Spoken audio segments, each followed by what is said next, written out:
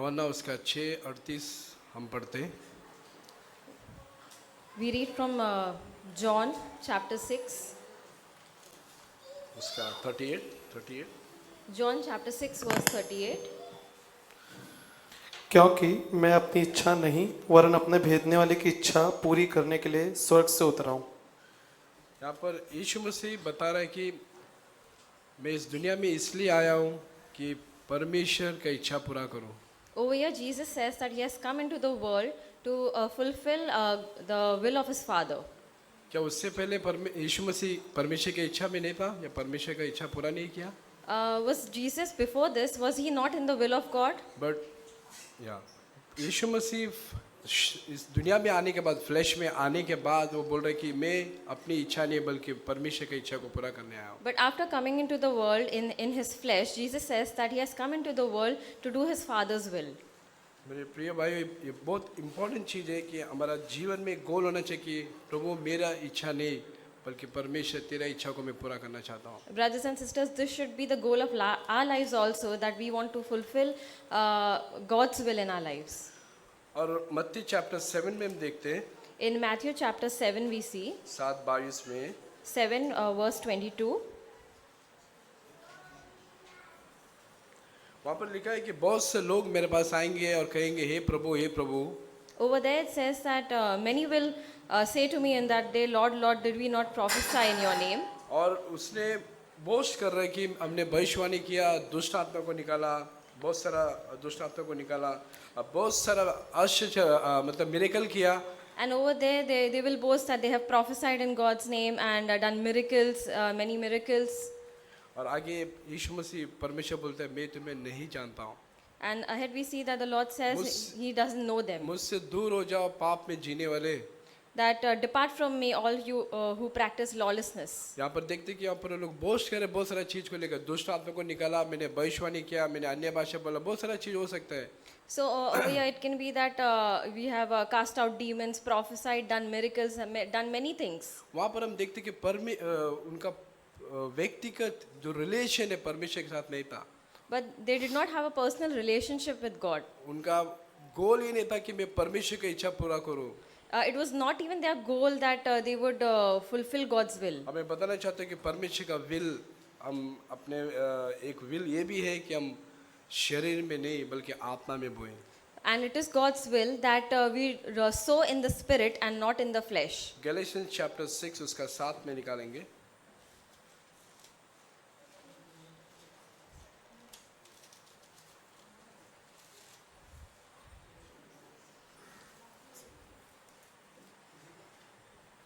धोखा न खाओ, परमेश्वर ठट्ठों में नहीं उड़ाया जाता, क्योंकि मनुष्य जो बोता है वही काटेगा। इसमें लिखा है कि मनुष्य जो कुछ भी बोता है उसके अनुसार कटनी काटेगा। Over here it says that a man sows, what a man sows, this he will reap. शुरुआत इस तरह से हो रहा है कि धोखा ना खाओ। The verse starts with, do not be deceived. देखो परमेश्वर का वचन पर बता रहे कि धोखा मत खाओ। किसके लिए कर रहे हैं? विश्वासी भाई जो चर्च के अंदर है, पौलुस उन गैलेशियंस को लिख रहे हैं कि भाइयों धोखा मत खाओ। So Paul is writing this to the Galatians, and what is he saying? He's saying this to the believer brothers and sisters, that do not be deceived. परमेश्वर टट्टे में नहीं उड़ाया जा सकता, That God cannot be mocked. क्योंकि मनुष्य जो कुछ भी बोता है For whatever a man sows, वही काटेगा। this he will also reap. और 8 में इस तरह से लिखा है क्योंकि जो अपने शरीर के लिए बोता है वो शरीर के द्वारा विनाश की कटनी काटेगा। And in verse 8 it says, for the one who sows to his own flesh will from the flesh reap corruption. और आत्मा के द्वारा जो बोता है, But the one who sows to the spirit आत्मा के द्वारा अनंत जीवन की कटनी काटेगा। will from the spirit reap eternal life. ये वचन हम कितना सीरियसली लेते मेरे प्रिय भाइयों। How seriously are we taking this verse? हमने सुना है कि जॉन 3:16 में लिखा है कि जो कोई परमेश्वर ने अपना इकलौता पुत्र दिया, जो कोई उस पर विश्वास करेगा नाश नहीं बल्कि अनंत जीवन पाएगा। In John 3:16 we've read that whoever believes in Jesus Christ, he will have eternal life. और यहाँ पर लिखा है कि जो आत्मा में बोएगा उसको अनंत जीवन मिलेगा। And over here it says that the one who sows in the spirit will have eternal वो life. विश्वास के द्वारा जो अनंत जीवन मिल रहा है हम फटाक से ले लेते हैं हमारे जीवन में। So, sorry, brother. जो विश्वास के द्वारा जो मिल रहा है हमको उसको ले लेते हैं हमारे So जीवन what में। we have, what we get through faith, we receive in our lives. लेकिन यहाँ पर बोल रहे कि तुम आत्मा में बो ताकि तुम्हें अनंत काल का जीवन मिले। But over here it says that if you sow in the spirit, you will reap eternal और मैं life. बताना चाहता हूँ कि यीशु मसीह इस पृथ्वी पर जब आया वो शरीर में आया And when Jesus came on the earth, he came in the flesh. और वो भी परीक्षा में पड़ा था कि अलग अलग प्रकार में। And even he was tempted in various things. But वो बोलते कि मैं अपने पिता का इच्छा पूरा करने आया हूँ। But he says that he has come to do the will of मैं his बताना father. चाहता हूँ कि मेरे प्रिय भाई हर एक जो भाई जवान भाई सभी भाई बहन बेटे एग्जैक्टली जिस तरह हम टेम्पटेशन में गिरते वैसे यीशु मसीह गिरा बट वो लिखा है कि वो उसने विजय पाया। So as each one young brother or sister falls into temptation, it was the same way in which Jesus also had to face temptation, but he was victorious over it. मेरे प्रिय भाइयों धोखा मत खाओ। Brothers and sisters, don't be deceived. हमको सीखना चाहिए कि आत्मा में किस तरह बोया जाना चाहिए। We have to learn how do we sow in the spirit. और मैं बताना चाहता हूँ कि रोमियो उसका 6 में निकालते हैं। In Romans chapter 6, 1, 2, 3, 4 हम पढ़ते स्लोली। verses 1, 2 and 3. तो हम क्या कहें? क्या हम पाप करते रहे कि अनुग्रह बहुत हो? कदापि नहीं। हम जब पाप के लिए मर गए तो फिर आगे को उसमें कैसे जीवन बिताए? क्या तुम नहीं जानते हम सब जिन्होंने मसीह यीशु का बपतिस्मा लिया उसकी मृत्यु का बपतिस्मा लिया, अतः उस मृत्यु का बपतिस्मा पाने से हम उसके साथ गाड़े गए ताकि जैसे मसीह पिता की महिमा के द्वारा मरे हुए में से जिलाया गया वैसे ही हम भी नए जीवन की सी चाल चले। पौलुस यहाँ पर बता रहे कि हम पाप में कैसे जी सकते हैं। Over here, Apostle Paul tells us how do we live in sin. हाँ कदापि नहीं। वो आगे That second we should never live like that. हम जब पाप के लिए मर गए तो फिर आगे के उसमें जीवन कैसे बिताएंगे। When we are dead to sin, then how do we live the life ahead? और लिखा है कि क्या तुम नहीं जानते कि हम जितनों ने यीशु मसीह का बैप्टिज्म लिया है उसके मृत्यु के साथ बैप्टिज्म लिया है। And it says that, or do you not know that all of us who have been baptized into Christ Jesus have been baptized into his death? और आगे वो बता रहे 4 में उस मृत्यु के बपतिस्मा पाने से हम उसके साथ गाड़े गए ताकि जैसा मसीह पिता की महिमा के द्वारा मरे हुए में से जिलाया गया वैसा ही हम भी एक नए जीवन के साथ चले। And ahead in verse 4 it says, therefore we have been buried with him through baptism into death, so that as Christ was raised from the dead through the glory of the Father, so we too might walk in newness of मेरे प्रिय life. भाइयों हमने जितने लोग ने अपने baptism लिया है All of us who have taken baptism, हम एक नया जीवन के साथ हम जीवन बिताने जैसे बाइबल में लिखा है we have a newness of life. एक नया जीवन जो यीशु मसीह जिस तरह जिया उस तरह हमको जीना चाहिए। The way Jesus lived his life, we have to live क्या this हम new अपने life. आप को परख के देख सकते हैं कि प्रभु मैं उस तरह जी रहा हूँ। Do we examine ourselves to see whether we are living this kind of life? वैसा जीवन हम नहीं जी रहे, हमको पश्चाताप करना चाहिए, मन फिराना चाहिए परमेश्वर के प्रति। And if not, then we need to repent of it. परमेश्वर मुझे बचाओ। That Lord, please help me. मैं अभी भी बैप्टिज्म लिया है बट उस पाप के अंदर अभी भी जी रहा हूँ। That I have taken baptism, but still I'm शरीर living में in बो रहा हूँ sin. मैं। That I'm sowing in the flesh. और आगे वो बता रहा है कि 7 में And ahead in verse 7 it says, वो बता रहा है कि क्योंकि जो मर गया वो पाप से छुटकर धर्मी ठहरा। जो मर गया वो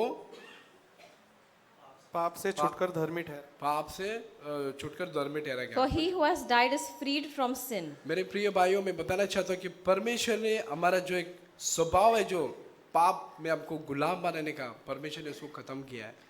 Brothers and sisters, Jesus has destroyed that thing, that the slavery towards sin that जैसे we कि have. इज़राइल लोग पाप के गुलाम के अंदर थे, Just like the Israelites, they were bondage under Israel का bondage. पूरा सारा सेना यीशु परमेश्वर ने उसको उस लाल समुद्र में खत्म कर दिया। And the Egyptian army got destroyed it in the Red Sea. But हम देखते हैं कि वो लोग ने बैप्टिज्म लिया, पवित्र आत्मा से भरा, आगे बढ़ा। वो परमेश्वर ने उनको बोला कि कनान देश है, तुमको उसको पोजेस करना है। But the Israelites, they went through the Red Sea, and God told them to get hold of the land of Canaan. और वो पोजीशन के अंदर भी कुछ जाइंट्स थे, कुछ दानव थे उधर। And even in that place of Canaan, there were many giants. और परमेश्वर ने उसको नहीं निकाला। But God did not destroy those परमेश्वर ने giants. बोला तुमको लड़ाई लड़ना है अभी। God told them to fight. कैसे लड़ाई लड़ेगा? And अपने how would बल- they fight? अपने बल और ताकत से नहीं, not through their strength and courage, परमेश्वर हमको ताकत देगा उसको कैसे मारना है हमको। but through the strength that God gives जैसे them. मोजेस ने भेजा 10 आदमी को कि जाके देख क्या उस देश में कितने लोग हैं, कैसे लोग हैं। And like they said that go and see what is in that land, how are the people. वहाँ पर दो व्यक्ति जो विश्वास का आत्मा उसके अंदर था, जोशुआ और कैलेब, बोलते कि हम उस पे विजय पा सकते हैं क्योंकि परमेश्वर हमारे साथ है। And because only two, Joshua and Caleb, said that we can get victory over them because God is with us. वो विश्वास के द्वारा हम विजय पा सकते हैं मेरे And प्रिय through भाई। that faith we can get victory. और वो जो हमारे अंदर जाइंट्स है, जो हमारे शरीर के अंदर है, हमारा आँख, हमारा जबान, हमारा हाथ, हमारा विचार, हमारा हृदय, हमारा पेट, बहुत सारी चीजें हमको जो हमको उस पर विजय पाकर हमको परमेश्वर के लिए जीना है। And we can get victory over the giants of our flesh, which is our eyes, our tongue, our hands, our Yes. stomach. या We can get victory over our flesh. ये शरीर को हमको जीवता, बावता और बलिदान करके परमेश्वर को चढ़ाना है। We have to have victory over our flesh and surrender it to ये God. शरीर हमारे लिए नहीं बल्कि परमेश्वर की महिमा के लिए हमको होना चाहिए। Our body should be for the glory of God. और रोमन्स चैप्टर 7 में लिखा है, In Romans chapter 7 it says, 14-15 में, verses 14 and 15. हम जानते हैं कि व्यवस्था तो आत्मिक है, परंतु मैं शारीरिक और पाप के हाथ बिका हुआ हूँ। जो मैं करता हूँ उसको नहीं जानता, क्योंकि जो चाहता हूँ वह नहीं किया करता, परंतु जिससे मुझे घृणा आती है वही करता हूँ। तो यहाँ पर पौलुस वहाँ पर लड़ाई लड़ रहा है, बता रहा है कि क्योंकि मैं जानता हूँ कि व्यवस्था जो परमेश्वर का वचन जो बोल रहा है सही बोल रहा है, परंतु मैं शारीरिक हूँ और पाप के हाथ से बिखा हुआ हूँ। So over here Paul says that the law is spiritual, but he is of flesh and sold into bondage to sin. 15 में लिखा है, जो मैं करता हूँ उसको नहीं जानता, क्योंकि जो मैं करना चाहता हूँ नहीं करता, परंतु मुझे उससे घृणा आती है वही करता हूँ। And in verse 15 it says, for what I am doing I do not understand, for I am not practicing what I would like to do, but I am doing the very thing I hate. मेरे प्रिय भाई, एक सवाल पूछना चाहता हूँ मैं। Brothers and sisters, I want to ask you something. हम सब विश्वासी भाई हैं, All of us who are believing, कुछ लोग ने बैप्टिज्म लिया है, प्रभु के साथ चल रहे हैं। some of us have taken baptism and walking with the Lord. क्या आपको पाप से घृणा आता है क्या? Do you really hate sin? अपने आप से पूछ के देखो। Ask yourselves. मैं ये नहीं बोल रहा कि कोई उंगली उठाओ। I'm not saying this to point out any fingers. यहाँ पर पौलुस बता रहा आगे कि मुझे पाप से घृणा आता है, लेकिन वही मैं कर रहा हूँ। Over here, Apostle Paul says that I hate the sin, but I'm still doing it. मेरे प्रिय भाई, हमको पाप से घृणा करना चाहिए। Brothers and sisters, we need to really hate sin. मैं बताना चाहता हूँ कि अगर मुझसे कोई पूछेगा, विजय आपको साल में एक बार पाप करोगे क्या? If someone were to ask me, Vijay, would you sin once in a year या 2 साल में एक पाप? or once in 2 years? मुझे पता नहीं, परमेश्वर ने मेरे अंदर ऐसा काम किया कि मेरे अंदर कोई भी इच्छा नहीं कि प्रभु तेरे विरुद्ध एक भी पाप करूं। The God has worked in my life in such a way that I can say that I do not want to sin, do even one sin against God. मैं कह सकता हूँ परमेश्वर के सामने, प्रभु मैं अनंत काल तक मुझे कोई भी इच्छा नहीं कि मुझे पाप करूं तेरे विरुद्ध I में। can say this that till the end, till eternity, I do not want to have any sin against God. क्या परमेश्वर ने हमारे अंदर काम किया इस तरह? Has God worked in your lives also? अब पाप करने के लिए आप एंजॉय कर रहे हो, उसके आनंद मना रहे हो क्या? Are you enjoying the sin that you are doing? जब मैं पाप में गिरता हूँ, When I fall into sin, पता है मुझे कैसा फील होता है? do you know how I feel? ऐसा लगता है कि मैं आज ही यीशु मसीह को जान रहा हूँ। It's as if it's only today that I have come to know the Lord. और जब उसके पास में जाता हूँ, And then when I go to Him, ऐसा जाता हूँ कि लॉर्ड मैं सबसे बड़ा सिनर हूँ। and when I go to the Lord, I say, Lord, I am the biggest sinner. और पश्चाताप करता हूँ, लॉर्ड आई एम सॉरी, मेरे को नहीं करना चाहता, मैं किया मैंने। And I repent and I say to the Lord that I did not want to do this, but I have done it. मैं देखता हूँ कि परमेश्वर के संगति वापस आ जाता है। And then I realize that the God's fellowship has returned, Lord I love you. and that, Lord, I love you. क्या हम उस स्थिति में पहुँचे Have we reached to that position कि हम उस तरह से घृणा करें। पौलुस बोल रहे हैं कि मैं घृणा करता हूँ पाप से। that we are hating sin to such a level. मेरे प्रिय भाइयों, हमको आगे बढ़ना है इस तरह से। Brothers and sisters, we need to move ahead in this direction. मैं देखता हूँ कि पौलुस के जीवन में परमेश्वर ने इतना अमेजिंगली काम किया। I see the amazing way in which God has worked in the life और of मैं एक Apostle Paul. लालसा रखता हूँ कि प्रभु मेरे अंदर भी काम करे। And I desire that God works in the same way in my life too. तो हम पाप के अंदर पाप को घृणा करते हैं या पाप को एंजॉय करते हैं? And do we hate sin or are we enjoying sin? मेरे प्रिय भाइयों, आपको समझ में आता रहेगा मैं क्या बोलना चाह रहा हूँ। I'm sure you must be understanding what I'm saying. तो यहाँ पर पौलुस बोल रहा है मैं पाप से घृणा करता हूँ, Over here, Paul says that I hate sin, और वो लड़ रहा है। और 8 में इस तरह हम देखते हैं and he's fighting sin, and we see this in Romans chapter 8. Romans 7 उसका 24-25 में। Romans chapter 7 verses 24 and 25. मैं कैसा अभागा मनुष्य हूँ, मुझे इस मृत्यु की देह से कौन छुड़ाएगा। हमारे प्रभु यीशु मसीह के द्वारा परमेश्वर का धन्यवाद हो। इसलिए मैं आप बुद्धि से तो परमेश्वर की व्यवस्था था, परंतु शरीर से पाप की व्यवस्था का सेवन करता हूँ। यहाँ पर वो पौलुस बोल रहा है कि आगे बता रहा है कि मैं कैसे अभागा मनुष्य हूँ। Over here, Apostle Paul says that such a wretched man he is.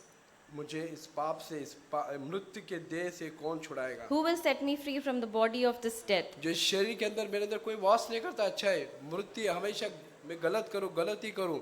There's nothing good that is in the body. It's only doing bad. इससे मुझे कौन छुड़ाएगा। Who is going to free me from this? और आगे पौलुस बता रहे कि मैं अपने प्रभु यीशु मसीह के द्वारा परमेश्वर का धन्यवाद करता हूँ। And ahead he says that thanks be to God through Jesus Christ our Lord. जो परमेश्वर यीशु मसीह के द्वारा उसने छुटकारा पाया। It is through Jesus Christ our God through whom he found this आगे freedom. बता रहे परमेश्वर ने हमारे जीवन के अंदर, हमारे अंदर किस तरह से काम किया। 8 में लिखा है And ahead in verse chapter 8. 1 2 3 4 हम देख सकते हैं। पहला 1, अतः अब जो मसीह यीशु में हैं उन पर दंड की आज्ञा नहीं, क्योंकि वे शरीर के अनुसार नहीं परंतु आत्मा के अनुसार चलते हैं। जो कोई मसीह में है, यीशु मसीह में है, उन पर दंड की आज्ञा नहीं, क्योंकि शरीर के अनुसार नहीं वरन आत्मा के अनुसार चलते हैं। So all those who are in Jesus Christ, there is no condemnation for them because they are walking through the law of spirit and not through the law of flesh. 2 में लिखा है क्योंकि जीवन की आत्मा ने, देखो परमेश्वर ने तुमको जो आत्मा दिया, जीवन की आत्मा ने, And ahead it says in verse 2, for the law of the spirit, व्यवस्था ने यीशु मसीह में मुझे पाप और मृत्यु की व्यवस्था से स्वतंत्र कर दिया है। for the laws of the spirit of life in Christ Jesus has set you free from the law of sin and of death.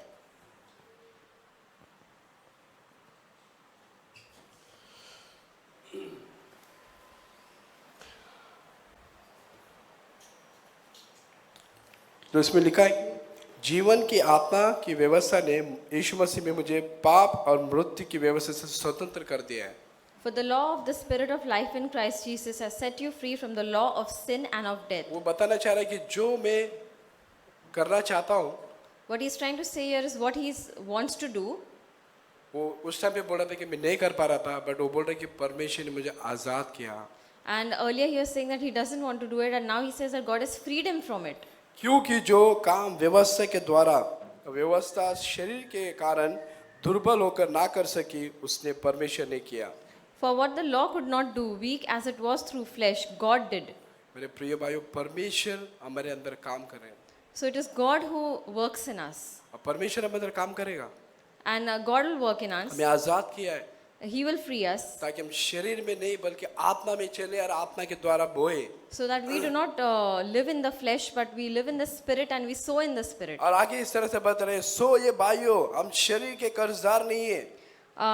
Ahead it says that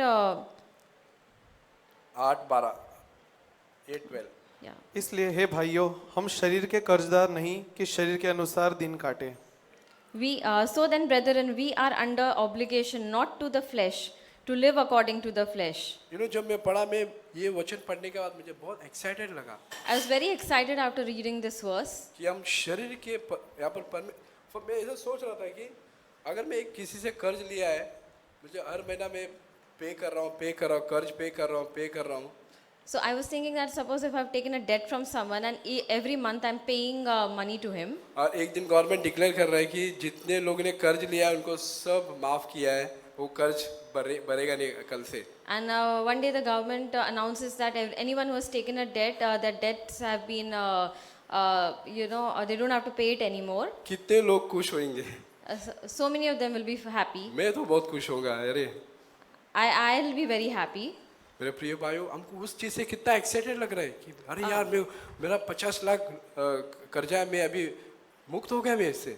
We'll be so excited that I have a debt of 50 lakhs and it's been ये paid Bible off. हमको घोषणा कर रहा है मेरे प्रिय भाइयों कि तुम शरीर के कर्जदार नहीं हो, कि शरीर के अनुसार जीवन बिताओ. The Bible is declaring to us that we are not indebted to the flesh. पर परमेश्वर का वचन हमको घोषणा दे रहे हो, वो बोल रहे जिस तरह सरकार बोलती है उस तरह बोल रहा है कि तुम शरीर में जीवन मत बिताओ.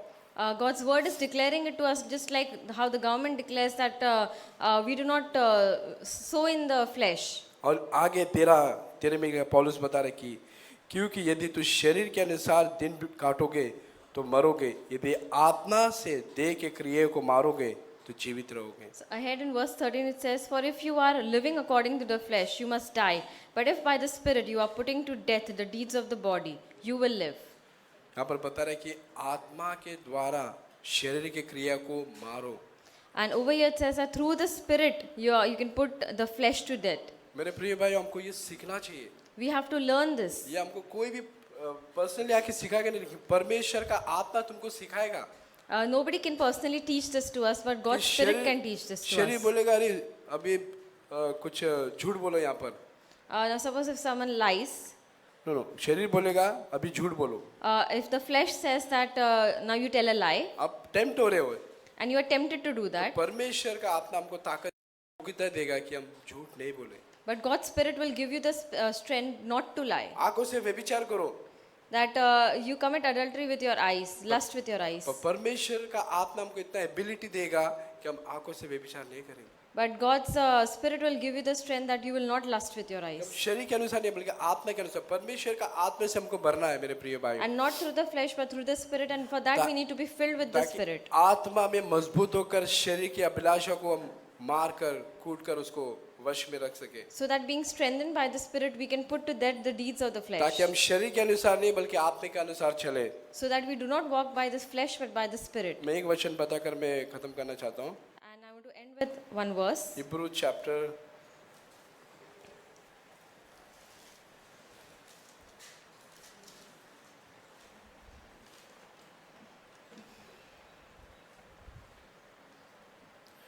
5 उसका 7 में Hebrews chapter 5 verse 7.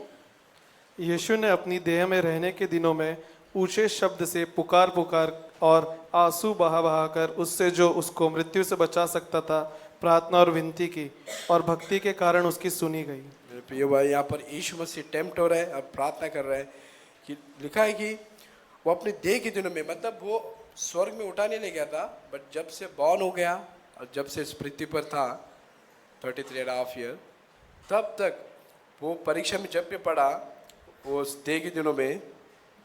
So in the days of his flesh, when Jesus was on earth for the 33.5 years from the day he was born till the day he died, when he was tempted, he would pray. ऊंचे शब्द से पुकार पुकार कर आंसू बहा बहा कर प्रार्थना किया. He offered up both prayers and supplications with loud crying and tears, और उसका प्रार्थना सुना गया. and his prayers were answered. ये हमारे लिए एग्जाम्पल है, हम प्रार्थना कर सकते हैं. जब हम परीक्षा में गिरेंगे हम आंसू बहा बहा कर या एटलीस्ट पुकार सकते हैं. This is an example for us that when we are tempted, we can cry out to God. मैं ट्रेन में ऑफिस या ट्रेन में जा रहा था Once I was traveling to work by train, और एक लड़का कुछ जो अश्लील मूवी या फोटो था देख रहा था. and one boy, he was watching something obscene, और मेरा ऐसे ध्यान गया and I just had a glance, और मैं देखा कि मैं टेम्प्ट हो रहा था and I saw that I was getting कि tempted, वापस से देखो वापस से देखो वापस से देखो. that I should again look into that direction. लेकिन जब मैंने परमेश्वर को पुकारा, But when I cried to God, Lord मुझे हेल्प करो, that Lord help me, मुझे नहीं देखना है। I do not want to see this. मैं देखता हूँ कि परमेश्वर अमेजिंगली गॉड उस टाइम पे ग्रेस दिया, And God amazingly gave me the grace God that ने हेल्प time. किया कि उसमें विजय पाऊँ। He helped me to get victory over मेरे it. प्रिय भाइयों, जवान और भाइयों, हम टेम्प्ट होते, Young brothers, we get tempted, आप परमेश्वर को पुकारो, but call out to God. परमेश्वर को पुकारो, परमेश्वर हमको बचाएगा। Call out to God, He will save you. खासकर हम जवान भाइयों हर एक इसमें सेक्सुअल इसमें टेम्पटेशन में पड़ते हैं। And especially young brothers, you can fall into sexual temptation. परमेश्वर हमको अनुग्रह करेगा, परमेश्वर हमको बचाएगा। But God will give us grace and He will save us. अभी ये मत सोचिए कि बहुत बड़ा टेम्पटेशन है, लेकिन आप ये विश्वास करो कि ये टेम्पटेशन से बड़ा परमेश्वर है, But do not think that the temptation is too great, but remember that God is greater than all. और परमेश्वर को हेल्प करेगा। And God will help us. आइए हम प्रार्थना करते हैं। Let us all pray.